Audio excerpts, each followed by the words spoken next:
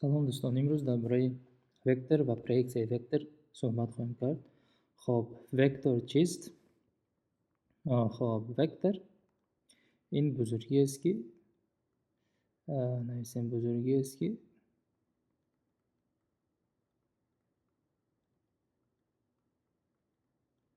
ҳам қимати ададӣ дорад,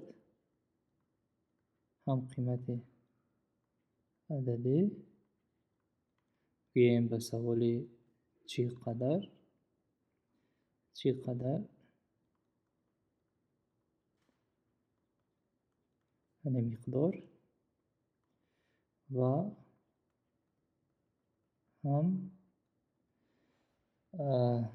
ҳам самт. хоб самт яъне ки ба саволи кадом тараф?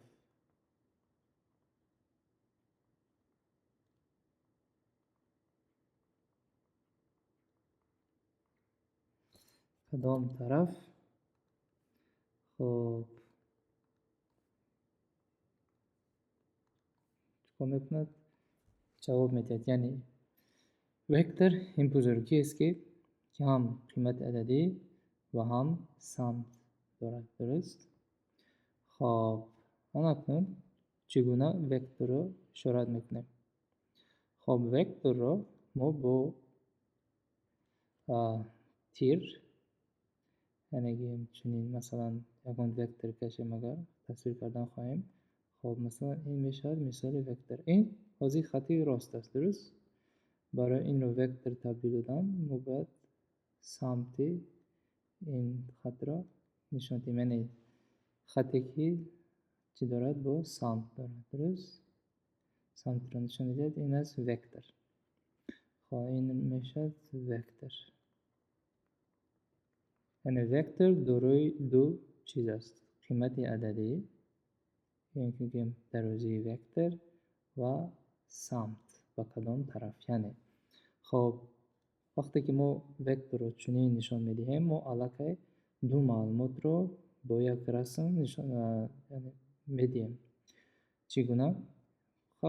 фаҳмо ки самт ба ин тараф, дуруст? Самт ба ин тараф нишон дода шудааст ва чӣ гуна аз ин тир мо қимати ин векторро меёбем. яъне қимати вектор ин аст дарозии худи ин тир. хоб ин мешавад қимати вектор. қимати дарозии вектор. яъне дарозии тир, инҷо саршавии тир, инҷо нӯги тир, аз саршавиаш то охираш, то нӯгаш чӣ аст? Ин дарозии векторе ки қимати дарозии вектор. хоб бо ҳарф чӣ гуна ишорат мекунем? ишорат яъне чӣ гуна ишора мекунем? хоб векторро фарз кардем мо дорем вектори а. пас нишон медиҳем а, мегирем вектори а. яъне агар фақат а нависем, ин вектор нест. барои аро ба вектор табдил додан бояд чӣ кор кунем? хоб дар болояш чунин тирча мегузорем. яъне инро мехонем вектори а, ҳамчун вектори а мешавад. вектори а. тарзи хондан. хоб анакнун вақте ки мо мехоҳем дарозии ин векторро бо ҳарф нишон диҳем, фарз кардем 4 сантиметр. фарз кардем ки дарозии ин вектор 4 сантиметр аст. яки гӯем 10 сантиметр аст. хоб пас бо ҳарф чӣ гуна ишорат мекунем? ин мешавад худи вектор. вақте ки мо мехоҳем худи ченаки яки дарозии векторро нишон диҳем, пас мегирем худ а ё ин ки чунин ишорат мекунем қимати дарозии вектори а. ин мешавад чӣ? дарозии вектори а. дарозии вектори а. خب آن اکنون میتونیم چنین نویسیم. پس در این مثال میتونه شده فرض کردیم وکتور باشد یکان وکتوری، فرض کردیم یکان وکتوری ب، این باشد وکتوری ب. خب پس در روزی این وکتور چگونه می نویسیم؟ در روزی این وکتور رو یعنی ب در اینجا می شود یا اینکه هر دوش یک چیز. در بعضی کتاب ها چنین نشان میدن، در بعضی کتاب ها ب تیرچه یعنی ب تیر این می شود قیمتی در روزی وکتور، یا اینکه با چنین اشارت می شود در روزی وکتور. پس می شود 10 سانتی متر، 10 سانتی متر. خب آن اکنون وقتی که ما می نویسیم وکتور ب، فرض کردیم یک مثال دیگه. مثال خب مثال داریم یکان وکتوری یکان وکتوری سی مثلا وکتوری سی. خب میدونیم که فرض کردیم در روزی این وکتور خب باشد 4 سانتی متر. پس می نویسیم سی یا اینکه چنین اشارت در روزی وکتور 4 سانتی متر است. اگر نویسیم 3 برابر است با 4 این خطا است، طرز نوشت خطا است، طرز نوشته خطا بود. اینجا قیس کنیم طرز نوشته خطا. چرا؟ چون که وقتی که ما همچون وکتور می نویسیم ما باید دو معلومات رو دهیم، هم قیمتی یا که در روزی وکتور و هم سمتی این وکتور. یعنی وقتی که ما تنها در روزی رو می نویسیم باید با چنین شکل نویسیم، یعنی چنین شکل نه، این نادرست است. خب شکل درستش، شکل درست باید چنین باشد، چنین باشد. خب شکل درستی نوشت یعنی 3 وکتور 3 برابر است با 4 سانتی متر و سمت رو باید گویم. سمت کجاست؟ و پایان. خب میتونیم چنین نویسیم، یعنی دیدید در یک نوشت ما دو معلومات رو میدیم. فقط 3 نویسیم در اینجا باید ما تنها چرا نویسیم در روزی این وکتور رو. وقتی که با تیرچه می نویسیم باید حتما چکار کنیم؟ سمت حرکت رو گویم، یعنی سمت وکتور رو گویم. خب بهترین آن اکنون بیایید با پریکس وکتور، پریکس چیست؟ پریکس وکتور چیست و چگونه اون رو می‌یابیم گذاریم. خب پریکس خب بیایید اینجا نویسیم پریکس وکتور، پریکس وکتور. خب پریکس وکتور یا اینکه به طرز دیگر بگوییم، ساده کرده بگوییم، میشود سایه وکتور، سایه وکتور. خب آن اکنون فرض کردیم ما داریم یکان سیستم کوردینات، سیستم کوردینات x y و x و در سرشوی وکتور داریم یکان وکتوری a فرض کردیم که چنین شکل و چنین سمت دارد. خب بگیم وکتوری a و این وکتور فرض کنیم با کنجی، خب با کنجی با تیر x یا اون کنجی الفا رو تشکیل میده، یعنی الفا این کنجی بین وکتور و تیر x میشه. خب آن اکنون پریکس وکتوری a یا اینکه سایه وکتوری a رو در تیرهای x و y چگونه میابیم؟ خب بیایید در اینجا نویسیم یکم کار برای یافتن پرویکسیون وکتور چیکار باید کرد؟ یکم کاری که باید ما میکنیم، خب فرض کردیم اگر کنج ها چنین وکتور شکل داشته باشد، وکتور تیری کاری نتا کشیده باشد و کنج داده باشد، یکم کاری که میکنیم از نوع وکتور، خب از نوع وکتور با تیری که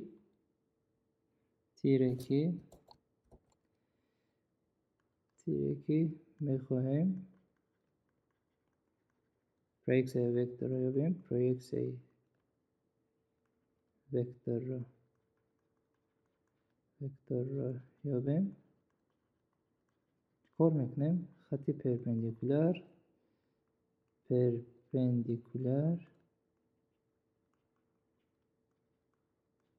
میکشیم.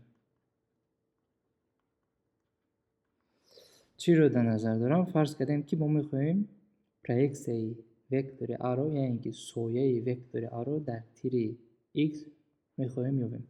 خب سایه گفته چرا سایه میگیم؟ مثلا فرض کردیم که ما فرض کردیم که در اینجا جوان چراغک میگیم فنریک داریم و این فنریک فرض کردیم در این بلندی قرار دارد و این فنریک و تیر ایگریک یعنی که با وکتور یعنی روشنایی میکند. وقتی که روشنایی کرد، این روشنایی رسید، خب سایه این وکتور با تیر A یعنی سایه وکتور A و تیر X میافتد، درست؟ و ما میتونیم دروازی این سایه رو بگیم دروازی یعنی پرویکسی وکتور A. خب اکنون از روی جهت متمتیکی این رو چطور میکنیم؟ یعنی این جمله رو ما در اینجا دیده بریم. خب گفتیم برای یافتن پرویکسی وکتور در یگان تیری، در این حالت تیر X ما باید چیکار کنیم؟ از نوع وکتور با همون تیری که میخوایم پرویکسی رو یابیم خطی پرپندیکولار، یعنی چنان خط میکشیم که ما خط با تیر X کنج 90 گرادوس رو تشکیل میده. خب میگیریم از نوع وکتور و خطی پرپندیکولار با همون تیر میبریم، یعنی تیر X و این کنج حتما چی باشد؟ باید 90 گرادوس باشد باید. یعنی ما نمیتونیم که فنریک رو تحت کنج گیریم، یعنی چنان میگیریم که در بالا قرار دارد، در بلندی راست بلندی قرار دارد و نور روشنایی میرسد. یعنی اگر ما فنریک رو فرض کنیم در این حالت تحت هفت گونه کنج گیریم، ما میتونیم دروازی این سایه وکتور دیگرگون شود، یعنی پرویکسی چنان میابیم که فنریک رو بالای این نگاه میداریم در بالای وکتور.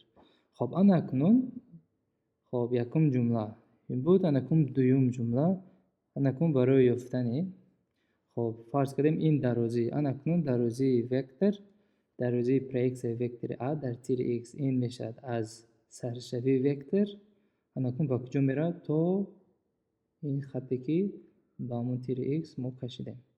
اکنون سمت پرویکسی رو در این تیر X چگونه میابیم؟ وکتور رو چنان تاب میدیم، یعنی با همون تیر X تاب میدیم. وقتی که وکتور X رو تاب میدیم با تیر X، یعنی دیده میشد که این وکتور یعنی پرویکسی وکتور A در این تیر X و این طرف روانه میشه. خب این میشد پرویکسی وکتور A. خب این رو اشارت میکنیم با حرف A و تیر X.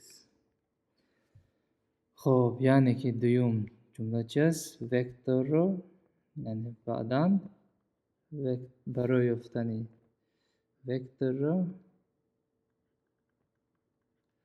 باید با سمتی یعنی که گیم با سوی تیر X Y که این که Z چکار کنیم؟ تاب دیم.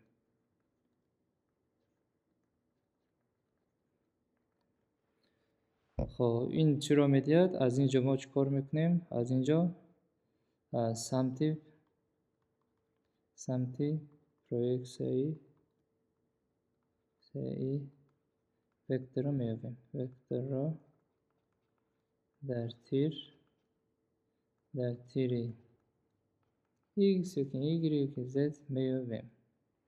خب آن در این حالت گفتیم وکتر a چنین شکل دارد، چنین سمت دارد و خط پرپندیکولار از نوعی وکتر a میکشیم به تیر x و وکتر a رو چنان انتخاب میدیم. من از اینجا معلوم میشد که پرویکسیون وکتر a در تیر x به این طرف روان است. اشارت میکنیم رو ax یعنی ax این ترازی این پرویکسیون.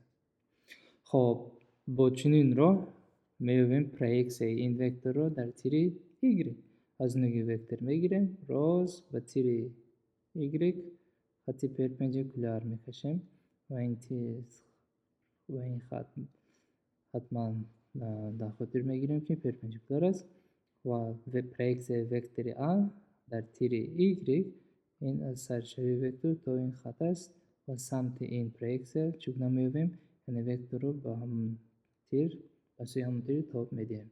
وقتی تاب میدیم معلوم میشد که پرویکسیون وکتر a در تیر y بالا روان است.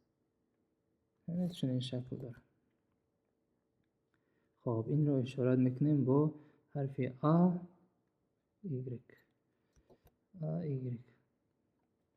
خب این است، یعنی AX و AY چه هستند؟ پرویکسیون وکتری A در تیر X و Y.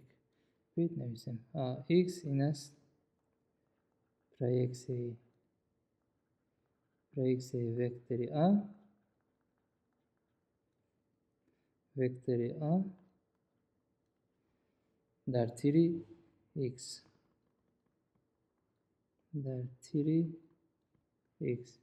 و این در تیر چیست؟ y. خب اکنون بیایید درازی این پرویکسیون رو، یعنی درازی پرویکسیون وکتر a رو در تیر x و y از روی این کنج با درازی خود وکتر یابیم. خب برای این چیکار میکنیم؟ خب برای این سه کنجه رو استفاده میبریم. سه کنجه راست کنجه فرض کردیم بیاید اینجا بذاریم A، این نقطه فرض کردیم این نقطه رو D گیریم و این نقطه رو فرض کردیم همچون F. خب از روی سه کنجه خب اکنون از روی سه کنجه ODF خب باز یک چیز دیگر رو قید کنم. خب این پرویکسیون یعنی این طرف درازی این تیر برابر است با درازی این طرفی سه کنجه راست کنجه. یعنی ما میتونیم چنین نویسیم این است چه؟ AY. این AX و این باشد خود این درازی میشد A. درست؟ درازی وکتر رو با حرفی A اشارت کردیم. درازی وکتری R یعنی میگیم طرف A. خب اکنون از روی این سه کنجه استفاده میبریم تا قاعده های سینوس و کوسینوس رو میابیم AX و AY رو. خب بیایید در خاطر بیاریم کوسینوس چیست؟ کوسینوس یگان کنج برابر است به چه؟ کتت نسبت کنج خوابیده، کتت با کنج خوابیده با کنج چسبیده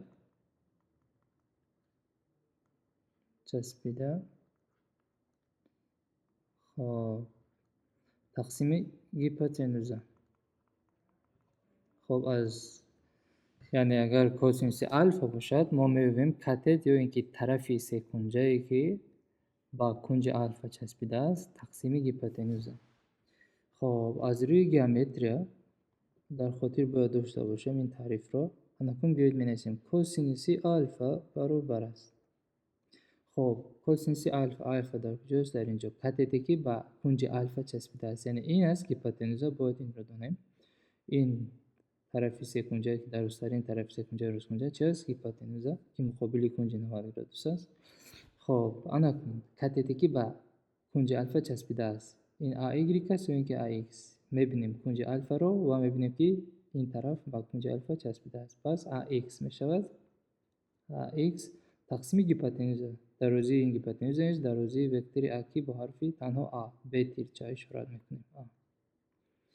خب پس از اینجا AX رو یابیم اگر چیکار میکنیم با قاعده تناسب ضرب زنیم اگر عضوهای مقابل ضرب میزنیم در اینجا چی میشد A ضرب کوسینوس الفا برابر است با AX. پس از اینجا میشد AX برابر است با A ضرب کوسینوس الفا. خب این است دروازه پریکس یا که پریکس وکتور A در تیر X در این حالت و چنین فرم دارد.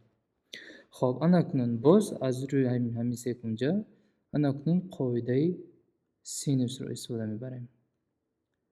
سینوس الفا برابر خب اکنون قاعده سینوس چی است؟ کتت مقابل کنج خوابیده کتت مقابل کنج خوابیده خب تقسیم هیپوتنوزا. خب اکنون کتت مقابل کنج الفا رو میبینیم و کدام طرفی سکونجا یا که کتت مقابل کنج الفا خوابیده است یعنی مقابل کنج الفا رو میبینیم و راست مقابل این خط میکشیم و میرسیم به این طرفی سکونجا یا راست کنجا یعنی پس AY این چی است؟ کتت مقابل کنج الفا خوابیده است. A باشد طرفی مقابل کنج 90 گرادوس خوابیده است. درست؟ پس کتت سینوس الفا یعنی سینوس کنج الفا رو میبینیم و کتت مقابل این کنج الفا چی است؟ AY. پس میشود AY تقسیم هیپوتنوز هم واقع چی است در این حالت A تقسیم A. پس از اینجا AY رو یابیم میشود AY برابر است با A ضرب کوسینوس A ضرب سینوس الفا. خب اکنون از روی تئورم پیثاگور ما میتوانیم چی را یافته؟ فرض کردیم ما میتوانیم استفاده بریم تئورم پیثاگور را. خب چگونه استفاده بریم تئورم پیثاگور را؟ خب تئورم پیثاگور چنین است. بیایید این سکونجا را از سر نو کشیم. خب این است وکتور A.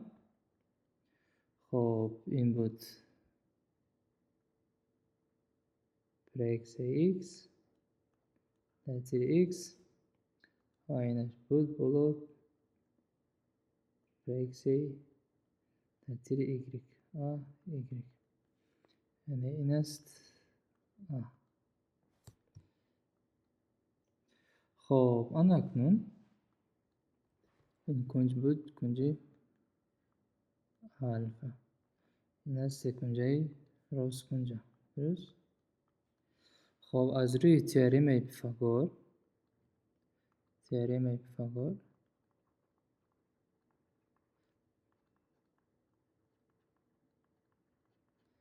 که میگوید کوادرات هیپوتنوزا در اینجا A است A در کوادرات برابر است با سومه کوادرات های کتت های یا اینکه طرف های سکونجه راست کنجا یعنی AX در کوادرات جمع AY در کوادرات. خب یعنی که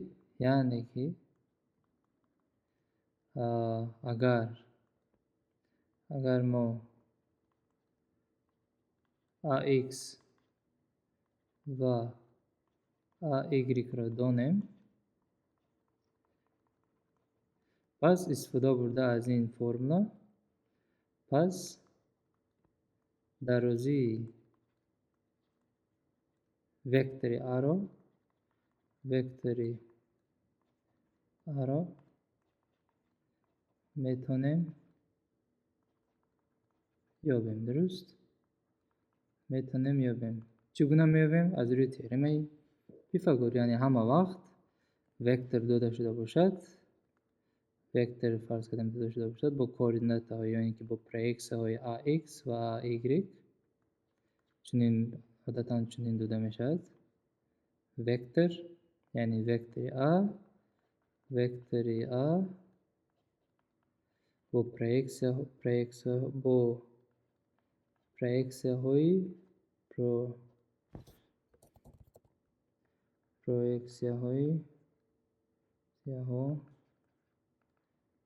AX و AY. پس درازی این وکتور در کوادرات برابر میشود با AX در کوادرات جمع AY در کوادرات.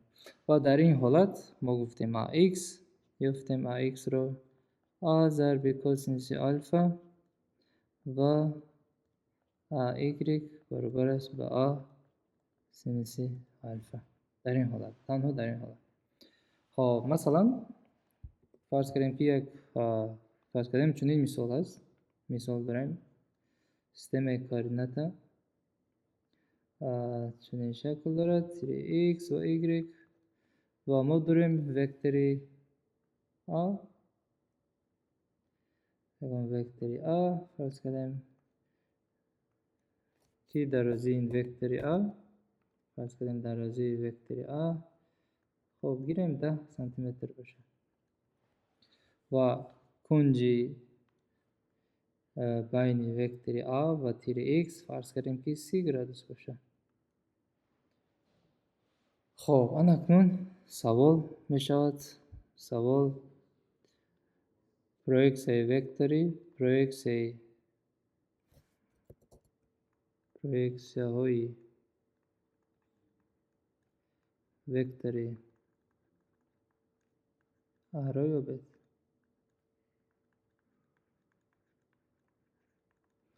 خب یعنی که AX و AY چه هستند؟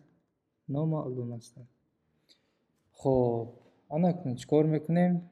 بیایید یک بار دیگه نشان دهیم چگونه میابیم پرویکسیون وکتور A رو در تیر x. خب پرویکسیون وکتور A در تیر x میگیریم از نوع وکتور به تیر x خطی پرپندیکولار میکشیم و این میدونیم 90 گرادوس است. پس وکتور رو چنان تا میدیم به سمت x به تیر x که میابیم درازی وکتور رو، یعنی این میشود از سرشوی وکتور تا این خط، یعنی میشود تیر AX پرویکسیون AX.